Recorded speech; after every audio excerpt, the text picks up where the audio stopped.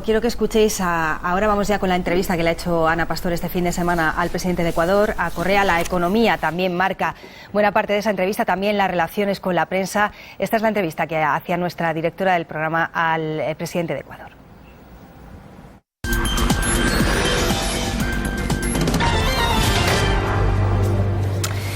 Hoy saludamos al presidente Correa, al presidente de Ecuador. Presidente, buenas tardes. Buenas tardes a usted, Anita, y buenas tardes a toda España. Bueno, ya ven que las formas son diferentes. Aquí vamos a hablar mucho. Estábamos antes de empezar hablando mucho de las relaciones con la prensa, pero empezamos por lo que ha hecho en España en estas horas. Se marcha ahora mismo. Podremos hablar de lo que ha hecho este fin de semana. Se ha reunido con el presidente Rajoy y hemos percibido mucha sintonía. Fue para nosotros una gratísima sorpresa, realmente, y no tenemos por qué ocultarlo. Lo que estábamos realizando una visita oficial a Turquía, la primera de un presidente ecuatoriano a ese país, y teníamos que hacer una escala técnica en Murcia. De todos modos, yo me voy a quedar unas horas porque usted sabe que en Murcia hay una gran comunidad ecuatoriana, cuando recibimos la gratísima sorpresa de que el presidente Rajoy nos invitaba a Madrid para reunirnos, la cual, pues, invitación que aceptamos inmediatamente, y ha sido una experiencia muy interesante. Nos ha agradado mucho estar con el presidente, no lo conocíamos, y bueno, es una persona muy afable y creo que hay como usted ha dicho, una buena sintonía. En la rueda de prensa se percibía cierta cercanía. ¿Se puede decir que la reunión ha sido sobre todo económica, ese encuentro que ha tenido con el presidente Rajoy? Tratamos varios aspectos, incluso hasta humanos, ¿no? Lo duro que es este oficio, la pérdida de privacidad, los ataques a los medios, etcétera. Pero obviamente también hablamos de la parte económica, de la crisis y cómo está golpeando a la comunidad ecuatoriana, pero en general está golpeando a todos los españoles y a todos los europeos. Y Dios quiera no golpea al mundo entero. Supongo que han hablado de esos 400.000 ecuatorianos. Se calcula que en España el 64% están en paro. Desde luego también es una parte muy importante de la población española. No sé si es el dato exacto que ustedes manejan. No, creo que es un dato un poco exagerado. La tasa de paro es muy alta, pero no es 64%. ¿No es más de la mitad de la gente que está en España? No. En cualquier caso, usted decía... Entre los jóvenes en España hay esa tasa, lo cual es un problema muy grave, que lo reconoce el presidente Rajoy. Él me lo dijo. Usted hablaba de aliviar en algo la situación de los suyos aquí en este país. ¿Le ha arrancado algún compromiso concreto al presidente del gobierno español? Bueno, hemos hablado del problema, de la crisis, de las medidas que se están tomando, de la experiencia latinoamericana. Nosotros conocemos de memoria ciertas recetas que no necesariamente ayudan a superar crisis. Y de qué hacer con el problema de las hipotecas. Para nosotros, con todo respeto, no quiero aparecer como grosero, desconsiderado, respetamos mucho a España, su institucionalidad, pero es muy difícil de comprender, más aún como economista, que el riesgo esté en los seres humanos y no en el capital. Ha sido muy duro con ese discurso con la legislación española. Pero es que es terrible. O sea, es algo que realmente que a mí me escandaliza. Perdón, frecuentemente no utilizo esta palabra, pero me escandaliza. Es decir, se prestan 200.000 euros para una casa valorada en esa cantidad, cuya valoración es hecha por el mismo banco. Esa es la garantía hipotecaria, la casa. Viene la crisis, no se puede pagar el crédito, se devuelve la casa, se debería extinguir la deuda. No, ahora la casa solo vale 50.000 euros y págame los otros 150.000. Todo el riesgo, todo el costo sobre los seres humanos, no sobre el capital.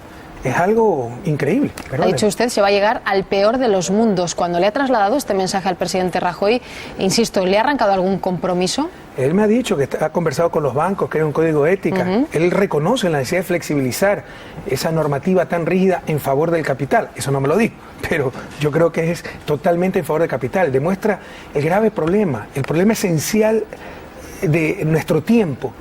Podrán inyectar millones por aquí, millones por acá. El problema esencial es la supremacía total del capital sobre los seres humanos y se refleja bastante bien en esta cuestión de las hipotecas. Y si no flexibiliza el capital sus ambiciones, como lo decía en la conferencia de prensa, va a llegar al peor de los mundos.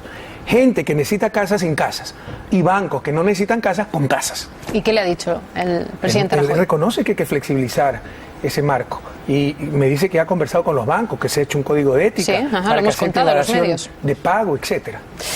Ecuador, hablamos de los ecuatorianos que están en España, hablemos de su país. Es verdad que Latinoamérica ha vivido de una forma muy diferente la crisis y quizá de ahí se podrían haber extraído lecciones, me refiero a Europa. Pero si hablamos en concreto de Ecuador, los datos de los últimos años hablaban de que se habían salvado en algo, este año lo han notado un poco más, pero la tasa de pobreza sigue siendo importante en toda Latinoamérica y también en Ecuador. ¿Se ha logrado algún avance, presidente? Por supuesto. En el caso particular de Ecuador somos de los 2 o 3 países que más reduce pobreza.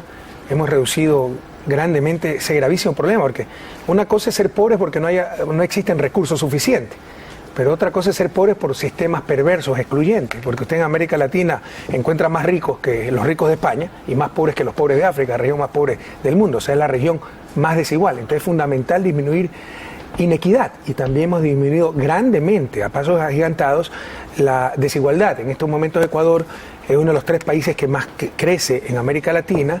Creemos que la tasa de crecimiento del 2011, están por confirmarse las cifras finales, pero llegará aproximadamente al 9%. Pero en general, América Latina le va bastante bien en lo económico, y en general también los países de América Latina están reduciendo pobreza.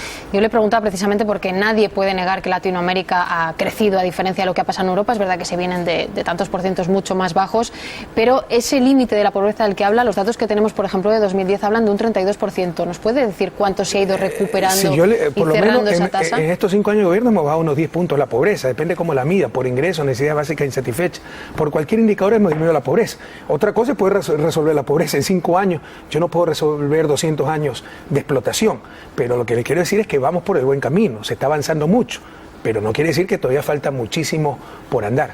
Latinoamérica, la cumbre de las Américas, ¿va a ir o no? Hay un pequeño lío, parece que los suyos han dicho, me refiero a su gobierno, que sí va a estar, después que no, que sí. ¿Qué va a hacer, presidente? No hemos tomado todavía una decisión definitiva, tenemos que conversar un poco al respecto, pero con todo el respeto a ese querido amigo Juan Manuel Santos, a Colombia, yo me muero de ganas de siempre visitar Colombia, gente tan agradable. Cartagena de Indias es una joya de América Latina, una joya histórica, arquitectónica. No conozco Cartagena de Indias, pero sí tenemos el grave temor de que nuestros pueblos se cansen, de que sus presidentes están en las cumbres y ellos continúen en los abismos, que vayamos para la foto, a conversar cosas triviales, a declarar nuestro amor por la democracia, por la libertad de expresión, los derechos humanos, lugares comunes, frases cliché, y no se traten los problemas candentes, urgentes, intolerables en el siglo XXI.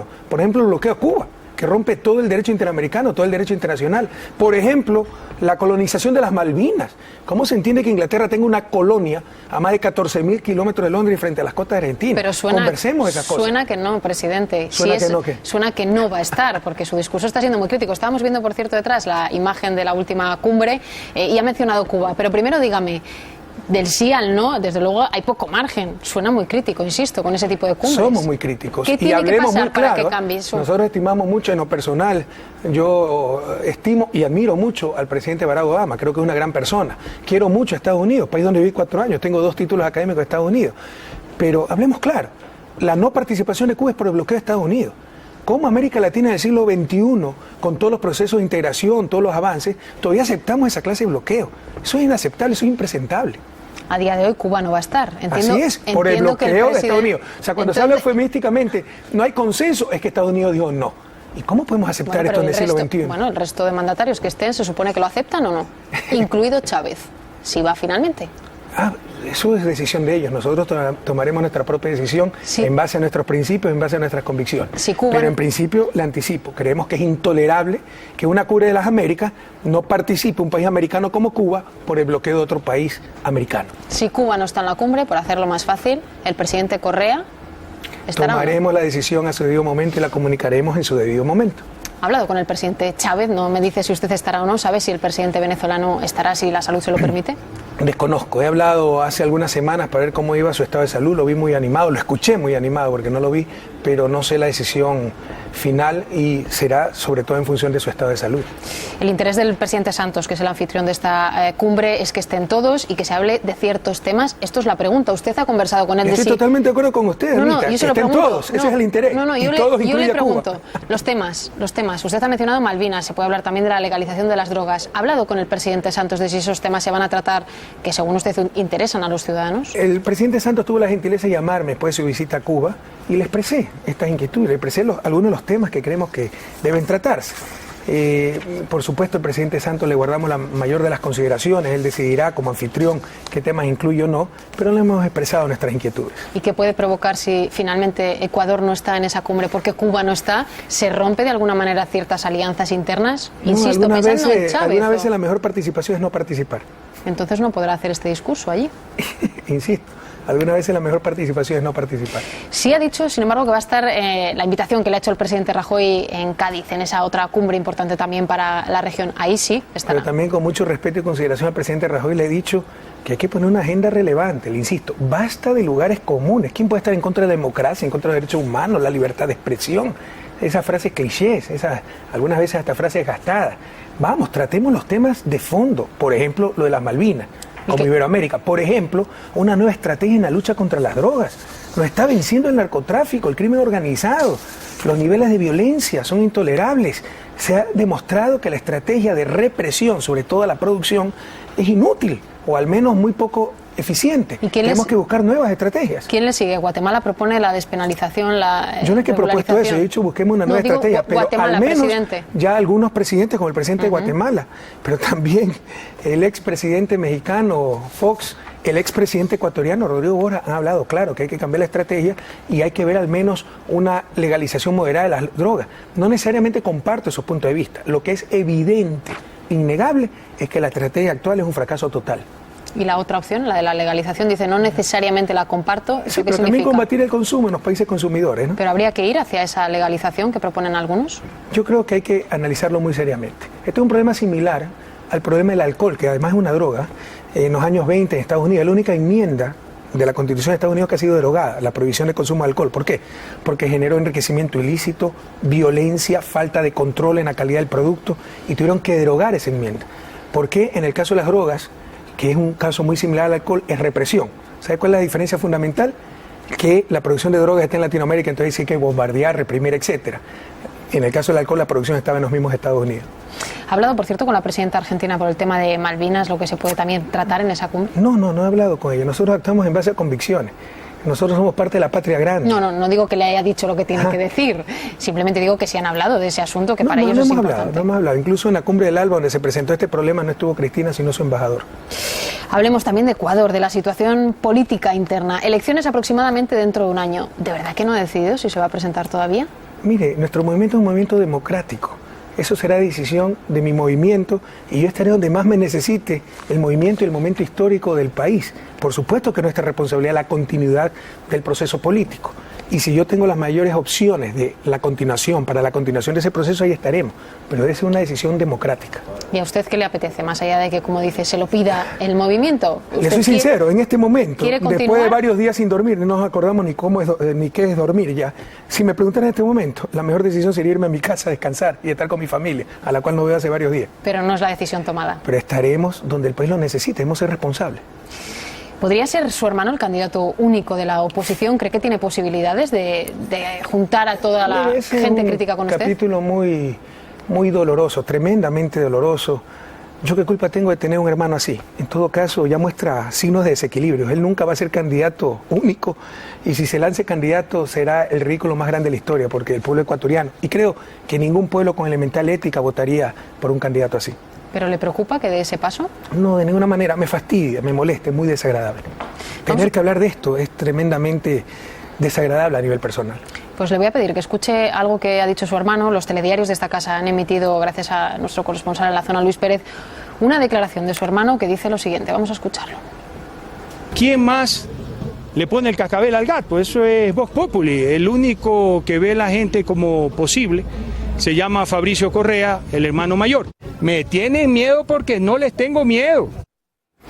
Usted habla de graves indicios de desequilibrios, lo acaba de decir, y él habla Está realmente, ya es algo de desequilibrio, en verdad. Pero lo comparte solamente usted, hay muchos más partidos allí. Vea las encuestas. Bueno, eso no tiene nada que ver. Él se cree el líder de la oposición. No, ¿cómo que no tiene nada que ver? Presidente, no tiene que ver que alguien baje en las encuestas o tenga un mal resultado con estar desequilibrado. Vea, que se lance candidato y verá cuántos votos sacará. Nadie le hace caso a Fabricio Correa en Ecuador, solo tiene cierta repercusión en el exterior porque no entienden lo que está pasando en Ecuador. Pero es una situación muy triste, no es humano. Cuando él habla de régimen de temor... de terror, dijo. De terror, perdón. Si aquí tiene el dictador que genera ese régimen de terror, ¿quién puede creer eso? Está convencido de que si da el paso nadie le apoyará. Pero además, si usted lee todo el contexto, él manifestaba, a mí me persiguen por ser opositor. No, eso es falso. se volvió opositor porque se descubrieron sus contratos ilegales y se los suprimió, porque esos contratos eran ilegales y se los terminó unilateralmente. Y ahí se va la oposición. Es falso lo que él dice, que por haber sido la oposición y criticar al gobierno es que se lo persigue y se le terminaron sus contratos. No. Por descubrir esos contratos ilegales y terminarlos unilateralmente en defensa de la ley y del bien común, es que se fue a la oposición. Una de las cosas, tantas cosas que tergiversa Faricio Correa. Mientras usted lo explicaba, estamos viendo también alguna imagen de ese libro Gran Hermano, tan criticado por su parte. ¿Alguna vez intentó reconducir esta situación cuando vio lo que estaba pasando? ¿Trató de evitar lo que, según usted, hizo su hermano? Pero es que no lo supe. La prensa...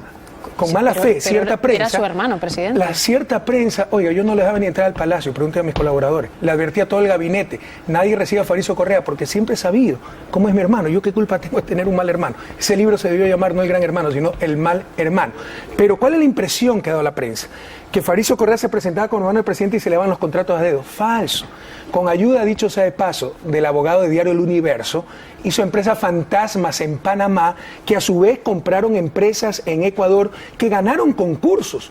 ¿Cómo un ministro iba a saber que la empresa Cosurca, propiedad de dos empresas fantasmas, ABC, XYZ en Panamá, eran de Faricio Correa? Te dan la impresión de que se le ha dado a dedo directamente los contratos. Pero nunca nadie, eso es falso. Presidente, ni los servicios secretos de un país, ni nadie de su entorno le advirtió que esto estaba pasando. Pero ¿cómo los servicios secretos se van a encargar de estas cosas? Bueno, alguien le podría haber avisado de su entorno. Por favor, es tan difícil. Incluso, vea, le voy a dar una primicia. Tenemos graves indicios que ha continuado con ciertas empresas fantasmas que estamos investigando, pero son cosas extremadamente difíciles de detectar. Le insisto, son empresas fantasmas, por favor, público español, latinoamericano, iberoamericano, para que se entienda bien el problema. Creó empresas fantasmas en Panamá con asesoría del abogado de Diario Universo. Empresas fantasmas que compraron empresas en Ecuador que participaron en concursos. ¿Cómo se puede detectar esa vinculación? Ha dicho, todo el mundo sabe ese grado de desequilibrio que tiene mi hermano, lo detectan. Usted mismo ha dicho que le impedía el paso al palacio. Sí. ¿Su relación, en la vida adulta me refiero, siempre ha sido mala, presidente? No, pero muy distante, porque jamás he compartido las prácticas empresariales de Faricio Correa. Yo ni siquiera conocía su oficina. La conocí pocos meses antes, porque yo la coincidencia que estaba en Guayaquil y era el cumpleaños y se lo celebraba en la oficina. Ni siquiera conocía su oficina. Jamás me he vinculado a los negocios de mi hermano, porque siempre he tenido graves cuestionamientos a su forma de hacer negocio, a la fuerza. Vaya cuántos juicios ha metido, sin trabajadores afiliados a la Seguridad Social, sin pagar impuestos. Jamás he compartido esa forma de hacer negocio. Todavía no le he preguntado por el tema más polémico y ya he hecho muchas referencias en estos 15 minutos de entrevista a la prensa, al Diario Universo. Como conversábamos antes de la entrevista, yo creo que uno de los graves problemas planetarios. Negocios privados dedicados a la comunicación social, dedicados a proveer un bien público fundamental para la sociedad. Es una contradicción de base. Bueno, es una contradicción, pero tiene que haber medios de todo tipo. Supongo que defiende que haya medios de todo tipo. Sí, pero yo creo que debe haber más medios públicos, más medios comunitarios que no tengan ese conflicto. El lucro, el bolsillo y la comunicación social. ¿Qué cree que prevalece cuando un medio es dueño de la banca y tiene que criticar a la banca? ¿Qué va a prevalecer? Pues depende. ¿El interés privado o el interés público? En algunos casos incluso lo profesional. No, eso es usted como periodista profesional, pero los dueños de medios le impondrían el fin de lucro. Eso nos pasó al inicio del gobierno. Por favor, no nos engañemos, entendamos lo que vive América Latina. De los 7 canales nacionales de televisión, 5 pertenecían a la banca. ¿Usted se imagina si queríamos regular a la banca para que no ocurran los excesos que ocurrieron aquí en España y que nos ha llevado a esta crisis? Teníamos a todos los canales de televisión en contra. Hay conflictos de intereses. Bueno, los canales estarían en contra, pero usted puede tomar igualmente la decisión. La crítica puede existir. Por supuesto y tomar que las tomamos. Decisión. Pero hay manipulación, no es crítica, es manipulación. Utilicemos las palabras correctas. Quiero preguntarle por el tema del Universo. Con el tiempo que ha pasado, con las críticas que ha recibido fuera, y muchas, y ahora vamos a hablar de ello. Maravilloso, porque antes ni siquiera hablaban de Ecuador. Bueno, sí, ahora lo que hacen, como la gente no les cree... Pero esto no es positivo para usted. No, yo creo que es positivo para el país, ya está en la mira del mundo entero. Publican editoriales gente que ni conoce dónde está Ecuador, y lo que hacen los ciudadanos del mundo, como ya saben cómo es cierta prensa, lo que hacen es percatarse de que algo interesante está pasando en Ecuador. Por si acaso, en esta lucha judicial contra el abuso de cierta prensa, subió la popularidad del gobierno y se desplomó la credibilidad de los medios. Vaya a la Déjame que le pregunte, presidente, que usted es muy crítico con los medios, pero sobre todo con algunos contra los que ha tomado decisiones como esta que ha generado tanta controversia. La pregunta es, déjeme que le haga la pregunta, sí. Con todo el tiempo que ha pasado, con las críticas, insisto, que ha recibido, ¿se arrepiente de cómo ha manejado todo este tema si después ha tenido que llegar al indulto? Lo que siempre le dije al pueblo ecuatoriano, más que construir escuelas, más que construir caminos, más que construir hospitales, hay que construir la verdad. Si no, nos saldremos de su desarrollo. Por supuesto que esta lucha ha valido la pena. Jamás se dijo que iba a ser fácil. Esto ha sido tremendamente desgastante. ¿Quién quiere estar en un juicio penal? Pero era necesario, porque aquí están mostrando parte del artículo. Por favor, pongan la parte final. A esto le llamaron opinión, para que vea cómo engañan a la gente. Pongan la parte final, por favor. Sí, sé a lo que se refiere, crímenes de lesa humanidad. El dictador debería recordar, por último, esto es muy importante, que con el indulto en el futuro nuevo presidente, quizá enemigo suyo, podría llevarle a una corte penal por haber ordenado fuego a discreción y sin previo aviso contra un hospital lleno de civiles y gente inocente. A esta calumnia le llamaron opinión. Es que esto se puede aceptar en una sociedad civilizada. Pero dígame, ¿cómo entiende que el New York Times, el editorial, después usted es verdad, dijo que le habían entrevistado, un editorial durísimo, habla de liderar una despiadada campaña contra la libertad de expresión? Pregúntale al New York Times si sabe dónde queda Ecuador. Bueno, yo creo que en el New York Times presidentes saben dónde queda Ecuador. Yo creo que algunos no saben ni siquiera dónde queda Ecuador. Quizá no, pero no, entiendo que quien ha escrito ese editorial... Déjeme que le termine. Es que me el editorial, sí, pero déjeme que le termine la pregunta. El editorial del New York Times... en este oficio es responderle a la gente, no a los medios de comunicación. Ustedes se creen propietarios de la opinión pública. No, ustedes son propietarios de opinión publicada. La opinión pública es la de nuestros pueblos y a ellos hay que contestarle. Sí, nosotros intentamos ejercer de intermediarios, presidente. Por eso le digo, vez se fracasa. Sí, pero siempre, ya le digo, intentamos hacerlo desde lo profesional. Le ponía el ejemplo del New York Times, pero Amnistía Internacional, Human Rights Watch, hay muchas organizaciones que han sido muy críticos. Usted apela a esa frase efectivamente del editorial. Usted me dice ¿qué me dice eso? Sí. El espíritu de cuerpo... totalmente antiético. El espíritu de cuerpo puede mantener el poder intocado de la prensa. Porque usted cree que es ético que publiquen un editorial con la versión solo de unas partes y ni siquiera contrasten, lo cual es un deber fundamental del periodista, la información. Y Amnistía Internacional, no sé si se ha pronunciado, pero Human Rights Watch. ¿Usted sabe, por ejemplo, cómo se financia Human Rights Watch? ¿Usted sabe a qué políticas obedece? Entonces es uno de los graves problemas de nuestro tiempo. Legitimamos organizaciones no gubernamentales sin ningún asidero democrático. Satanizamos la política. Se quiere hacer política del sector privado, en la parte económica, privado con fines de lucro, en la parte supuestamente derechos sin fines de lucro. Es uno de los graves problemas de nuestro tiempo. Rescatemos la política. Yo le menciono nosotros tenemos responsabilidades, nuestros pueblos nos escrutan cada cierto tiempo por medio de las elecciones. Luego se presentan a las elecciones, pero Amnistía Internacional es muy dura con muchos países. Bueno, ¿qué es Amnistía Internacional? Perdóneme. Sí, ataque a la libertad de expresión que envía un mensaje peligroso a otros periodistas. Y déjeme que le diga, Amnistía Internacional... Sí, Amnistía respeto mucho, ni siquiera sabía. No, Human Rights Watch es otra cosa. Bueno, bien, pues nos quedamos en Amnistía Internacional, que es muy crítica con otros gobiernos, como el norteamericano. Lo financia la hermanita de Caridad, el cartel de Sinaloa. ¿Qué interés, presidente, qué interés puede tener Amnistía Internacional en ser tan duro como usted? Amnistía Internacional es otra cosa, pero le pido a Amnistía Internacional que se entere un poco de la situación de Ecuador. Como nunca, por fin se ejercen los derechos humanos. El derecho a la salud, a la educación, a la vida, al trabajo, a la verdadera libertad de expresión. En un Estado de Derecho, mi querida Anita, no se persiguen periodistas como se quiso posicionar, se persiguen delitos, infracciones legales, tipificadas en la ley. Y gracias a Dios, en nuestro marco jurídico todavía la injuria es una infracción legal. Que quien la comete puede ser un periodista, un jugador de fútbol, un bombero voluntario, y es otra cosa. Pero se persiguen infracciones, delitos, no personas, como lo quiso presentar la prensa. ¿Ha hablado de este tema con Mariano Rajoy? Me ha dicho que habían tenido cierta cercanía. ¿Qué le dice Rajoy de estos no quiero ser infidente, ataques? Pero yo le digo que todos los presidentes en confidencialidad se quejan de los excesos de la prensa, pero algunos dicen es mejor soportar todo porque si no es peor. Nosotros estamos dispuestos a la lucha porque creemos, le insisto, que es mucho más importante que construir carreteras, hospitales, escuelas, construir la verdad. La mentira ha destruido a América Latina, se miente demasiado de los medios de comunicación, de la política en lo cotidiano. Son unos grandes desafíos que tiene nuestra América. Los políticos también mienten, por supuesto, y yo no me creo político por si acaso, y por supuesto que mienten, y mi grave problema... Los gobiernos también mienten. Mire, yo vengo de la academia, y es que difícil es el paso de la academia a la política, porque en la academia el pecado capital es decir la verdad, no decir la verdad. En la política el pecado capital es decirla, pero lo seguiré diciendo. ¿Y que hay corrupción en la prensa? Por supuesto que hay corrupción. Como en todas partes, presidente. Pero por supuesto, y hay que combatir esa corrupción, pues. Pero ustedes quieren en nombre de la libertad de expresión que no se combata nada, con la ley en la mano. Y por favor, ya váyanse, derrumben esos mitos, esos estereotipos de los políticos malvados persiguiendo a pobres periodistas y pobres medios de comunicación.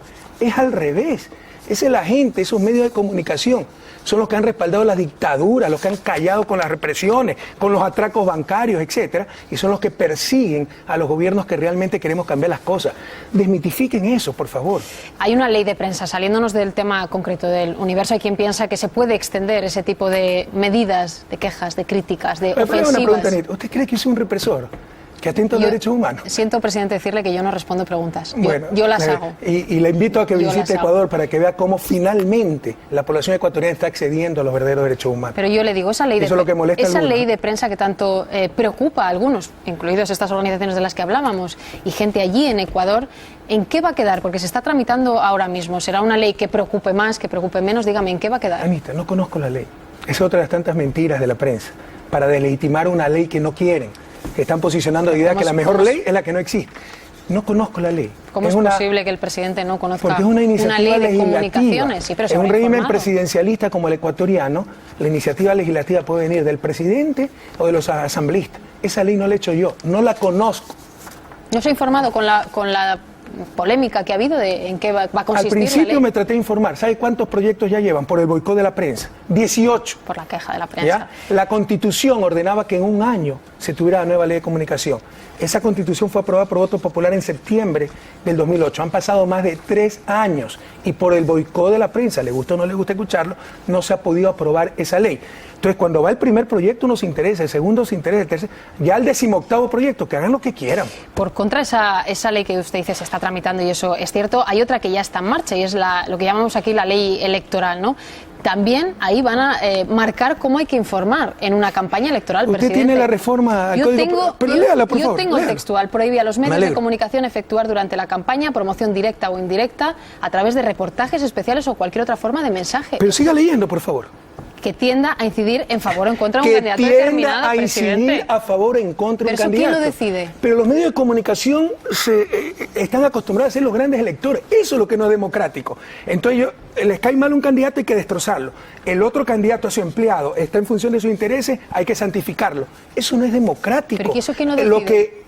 Entonces tratemos ese problema. ¿El gobierno? ¿Quién lo va a decidir? No, un Consejo Nacional Electoral independiente que está conversando con los medios. Pero lo que quieren ser los grandes electores, Anita, no se equivoque. Y eso es lo antidemocrático. No estoy acostumbrada ni a responder preguntas en las entrevistas ni a que me llamen Anita, ya se lo digo. Tiene otra polémica. ¿Cómo le dice? Ana, ok, con todo. Hay otra polémica, esa marcha que llega a Quito de indígenas, usted dice que detrás de ellos está la oposición que quiere desgastarle, pero es verdad que es una queja que existe. Y mi pregunta, ¿quién les ha impedido quejarse? Mi pregunta es, presidente, si va a recibirlos, si va a escucharlos, si va a intentar que esa queja sobre las explotaciones mineras en Ecuador tenga algún recorrido para el gobierno, más allá de tenemos que guardar desprestigiarlo. elementales principios éticos, Ana. Y ustedes, o sea, si quieren, síganse engañando y no entiendan o no profundicen lo que pasa en América Latina. Pero tenemos que guardar ciertos principios éticos. Cuando se engaña, cuando se le dice a sencillos campesinos que si hay minas no hay agua, supongo que España tiene minas, entonces debo entender que no tiene agua. Cuando se los manipula de esa manera, cuando se los obliga a marchar o se los multa, se les corta el agua, etcétera, ¿qué podemos conversar con esa clase de gente que solo busca promocionarse para las próximas elecciones si es que no le resulta la desestabilización en estos momentos del gobierno? ¿Que no lo van a lograr? ¿Los indígenas que van a llegar a Quito dentro de unos días marchan obligados, como ha dicho? Pero por supuesto, tenemos múltiples testimonios de cómo multan a la gente si es que no van a las marchas y cómo manipulan. Si tienen la razón, ¿por qué mienten?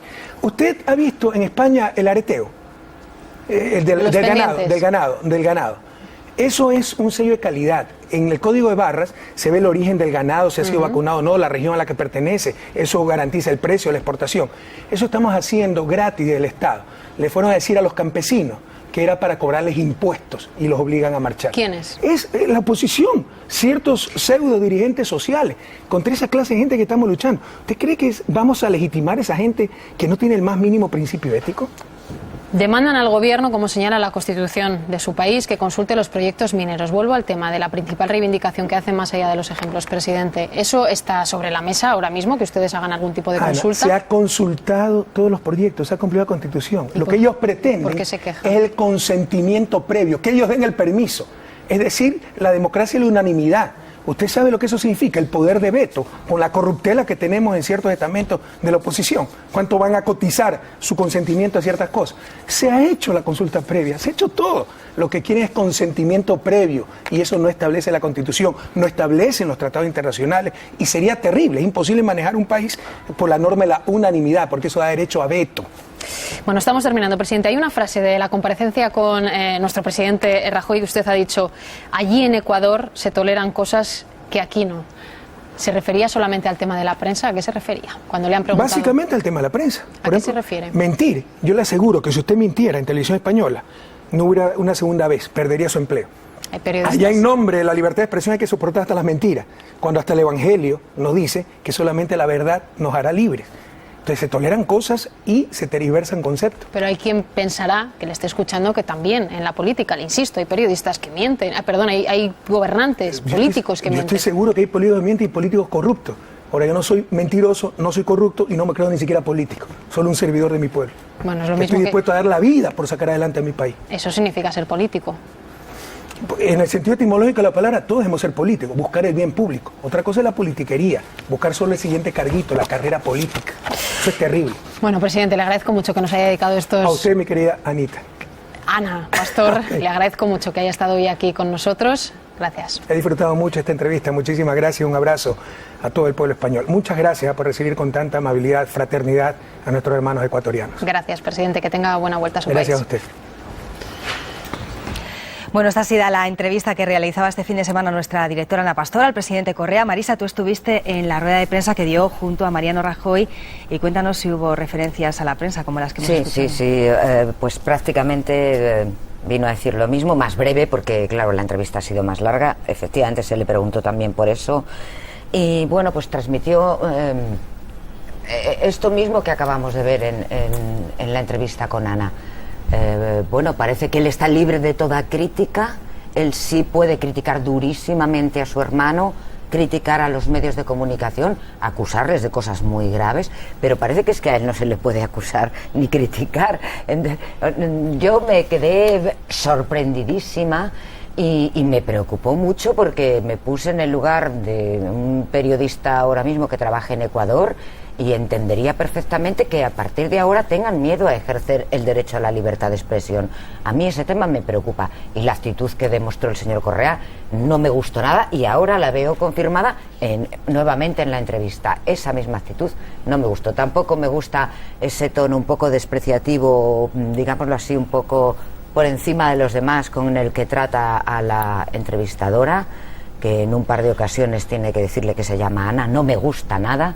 Pero bueno, él verá cómo quiere llevar a su país y la imagen que quiere trasladar al resto del mundo. Sorprende y es curioso que critique a la prensa, que tenga esa relación tan dura con los medios de comunicación y sin embargo diga desconocer la próxima ley de prensa que va a aprobar su propio país, ¿no? Bueno, es un debate muy seductor el que surge a raíz de esta entrevista con las relaciones entre la democracia, la prensa y los políticos, ¿no? Yo estoy convencido, porque además sigo algunos medios de comunicación de allí, que hay medios de comunicación que son instrumentos políticos, mucho más allá de la defensa legítima de la información. Serán los que le gusten. Seguramente, bueno, pero también los que no le gustan, ¿no? Pero eso no significa que la campaña de acoso que se ha estado haciendo en su país contra ese tipo de medios de comunicación va más allá de lo aceptable, ¿no? Porque los medios de comunicación, más allá de que pueda haber algunos comportamientos deplorables, son parte del ecosistema de la democracia y son una herramienta imprescindible para el control de la política, y esto lo saben perfectamente los ciudadanos.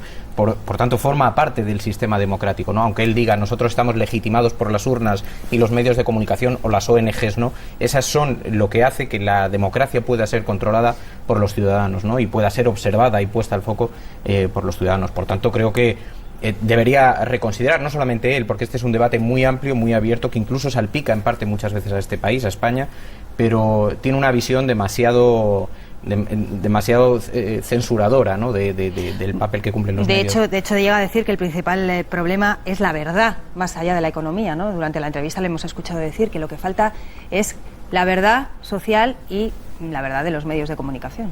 Sí, no, es evidente que todo su discurso está construido en torno a eso, ¿no? Y yo no sé si le será rentable en su país, pero se ha visto en la propia actitud, como veíamos, ¿no? En la actitud que tenía con la entrevistadora. No parece muy acostumbrado a esa relación con los medios de comunicación. No me quiero ni imaginar lo que pasaría si se sentara frente a un medio de comunicación anglosajón, que son especialmente incisivos, ¿no? Pero es evidente que esas relaciones son difíciles de aceptar cuando uno cree que tiene el control bien tomado, ¿no? Bueno, de hecho, Ana Pastor le estaba poniendo ejemplos de medios mundialmente serios, como es el New York Times, y sin embargo ponía en duda absolutamente todos los argumentos que ahí salían, ¿no? Sí, él sí se ve como es un político populista, evidentemente sí se ve que los medios de comunicación le molestan mucho, ¿no? Es verdad que es así, a todos los políticos en el poder, en fin, cuando detentan el gobierno, no les gustan los medios de comunicación, a todos, a nadie le gusta que le critiquen, y evidentemente este es un juego que existe así, es decir, y evidentemente el papel de los medios de comunicación precisamente es ese, o sea, es noticia, se suele decir, y es verdad, es noticia aquello que alguien quiere que no se sepa, es decir, y evidentemente todos los que gobiernan quieren que se sepa lo menos posible de lo que ellos hacen, tanto sea bueno como malo. Bueno, cuando es bueno sí les interesa, y cuando es dudoso o malo, lo que pues son decisiones complicadas las que toman, o poco populares, evidentemente las quieren tapar, ocultar en lo posible, ¿no? Y evidentemente el papel de los medios nuestros es ese, el de poner eso en cuestión, ¿no? Y evidentemente, insisto, él se ve que es un líder populista acostumbrado a que le aclamen, y yo creo que le irrita todavía más que la media, ¿no?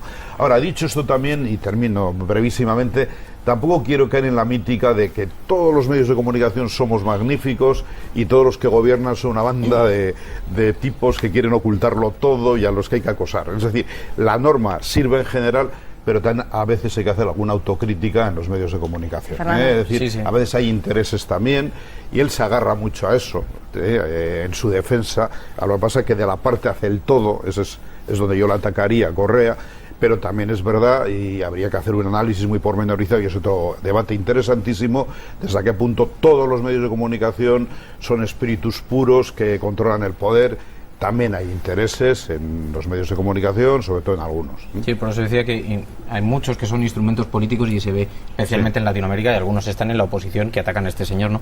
Pero dicho lo cual, por lo menos ha aceptado comparecer ante los medios de comunicación, responder a preguntas, y además comparecer ante Ana Pastor, que de lo que tengo la sensación de que él venía algo alertado, ¿no? Y eso me parece que es positivo. Es decir, que alguien se preste a ser cuestionado, y a ser cuestionado críticamente, me parece que es positivo, y que algo en su favor, después de lo que decía antes, sí dice, ¿no? Sí, porque habla de la opinión pública como producto, y eso es también algo peligroso por ambas partes, tanto si lo quieren manejar los políticos como si lo quieren manejar los medios de comunicación. Sí, a mí, o sea, yo estoy absolutamente de acuerdo en que los medios de comunicación hay de todo, y que hay gente que puede cometer errores, y que hay medios además que están claramente escorados por intereses económicos, políticos, en fin, lo que sea. Pero a mí el discurso que él hace, insisto, me parece peligroso. El mensaje de que los medios de comunicación son manipuladores, y de que en su país él lo que quiere es exclusivamente medios públicos, porque considera que todos los demás, los que no sean públicos, van a atacarle en función de otros intereses diversos a los que él tiene, me parece peligrosísimo, porque lo que da a entender no es que el medio público sea mejor o peor, sino que al medio público él lo puede controlar, y eso me parece que, en fin, que no tiene un pase.